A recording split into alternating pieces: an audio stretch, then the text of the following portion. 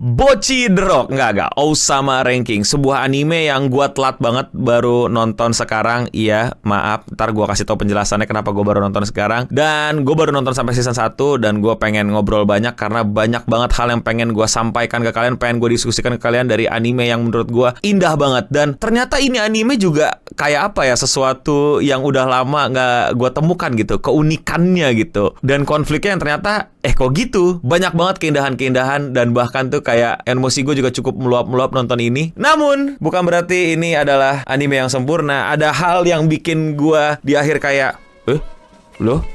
Hah?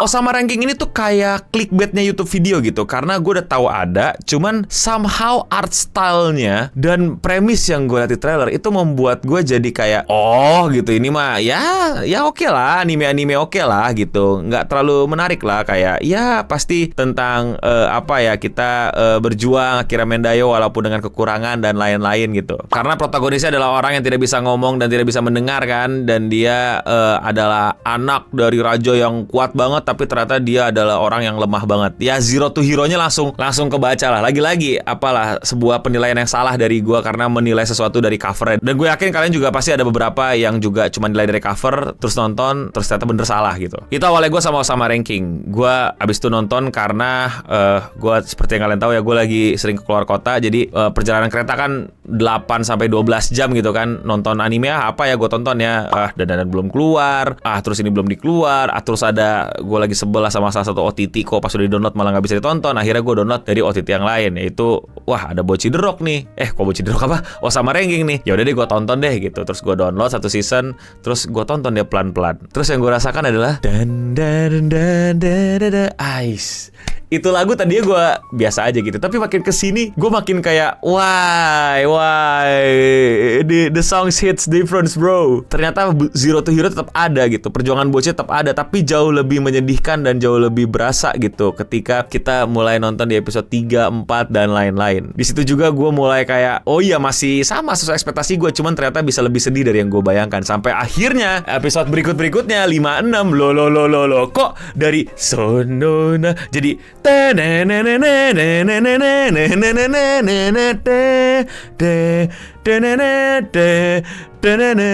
kok Game of Thrones tentang konspirasi, perebutan kekuasaan, ada yang berkhianat, ada plot yang ini, ada plot yang itu, ada karakter yang pengen ini, ada karakter yang pengen itu. Gue pikir penjahatnya dia, ternyata dia tiba-tiba hilang. Gue pikir keserakahan dan ketamakan, gak taunya adalah dosa masa lalu. Wah. Gue bener-bener pas lagi nonton di kereta tuh mungkin orang-orang pada sadar gitu, kayak gue begitu mukanya dari nonton diem, seru, nikmatin, aduh anteng berjam-jam, gue tiba-tiba pokoknya jadi kayak beneran gue kayak What kok Game of Thrones? Tapi itu yang membuat gue jadi kayak terus betah nonton gitu. Gue pikir tadi tuh udah nonton 4 episode 5 episode aja karena sedih-sedihnya kayak gini. Sampai akhirnya kayak wow gitu. Terus art style yang sangat-sangat menipu karena desain karakternya sumpah itu simple, sederhana banget, kayak bener-bener di buku cerita anak kecil zaman dahulu tentang kerajaan-kerajaan. Gue dulu sempat baca lah ya di toko buku gitu, kayak gitu kan. Curhat nih, dulu nggak bisa beli buku mahal, jadi kayak ngeliat di toko buku ada yang seksi bisa dibuka, gue baca, jadi gue tahu gitu ke perpus. Tapi ternyata actionnya wadidaw, animasinya wadidaw, apalagi pas Bocchi lawan bapaknya banyak, gak cuma itu doang, banyak banget adegan-adegan animenya yang lagi-lagi membuat anime Blue Lock season 2 itu kayak ya nanti aja lah kita bahas lagi. Itu gue mau bahas bikin video sendiri kayak itu tentang kehamilan. Pokoknya gue nikmatin banget, gue seru banget perjalanan Bocchi, perjalanan konflik dalam istanahnya, konspirasi di balik itu, emosi yang dimainkan, terus karakter-karakter yang sebenarnya template Jepang ya, kayak semua orang baik-baik aja. Tapi tadinya gue suka banget sama ternyata semua orang tuh bisa jadi baik, semuanya baik, cuman caranya yang salah gitu. Ngerti gak sih lo? Semua orang sisi tuh baik, caranya yang salah. Dari yang Spearman kita lihat yang baik, bala yang berusaha untuk bikin Bocchi nggak mati digebukin sama kakaknya yang kita pikir jahat sama sama abangnya, ternyata dia ingat dulu bahwa dia tuh pengen jadi kuat karena pengen lindungin abangnya. Si ular ya, si majikan ular yang kita pikir emang pengen matiin Bocchi, ternyata malah ngelindungin Bocchi. Emaknya, terutama si emaknya si Queen Healing gitu ya. Namanya obvious banget, healing, kemampuannya healing. Yang ternyata bahkan malam-malam sampai nge-heal Bocchi. Itu menyenangkan banget sih awal-awal. Sampai akhirnya, nah di sini yang pengen gue curhatin ke kalian yang menurut gue agak aneh. Oke, gue suka banget tuh, bahkan sampai akhirnya kebuka lah. Ini spoiler alert ya, by the way. Ini awas aja kalau sampai lu pada lupa ya. Kalau ini video No Bening ya sudah pasti mengandung spoiler ya. Sangat jarang spoiler free. Jadi ya spoiler ya. Nonton Bocchi The Rock dulu sana. Tapi ya gue tuh sangat-sangat merasa aneh sama si Ratu Cermin itu, yang kayak nggak tahu apakah nanti semuanya akan terjawab di season 2 dan lain-lain, tapi menurut gua aneh sekali di sini. Kayak, bro, tiba-tiba lu dikawinin. Tiba-tiba si Daidanya atau adanya si Bocchi ngawinin Ratu Cermin. Itu gue bener-bener kayak, bentar, ini gue salah nonton anime apa gimana? Nggak, maksud gue, oke, waktu lu tahu kan, lu tuh dikorbanin, lu literally dikorbanin buat jadi bangkitin bapak lu, dan di bawah alam sadar bapak lu masih hidup, tapi ditemenin sama memori-memori bapak lu. Terus akhirnya lu ngelihat penderitaan si siapa sih nama penyihirnya, pokoknya gitulah, lupa, si penyihir cermin itu. Terus lu malah jadi iba.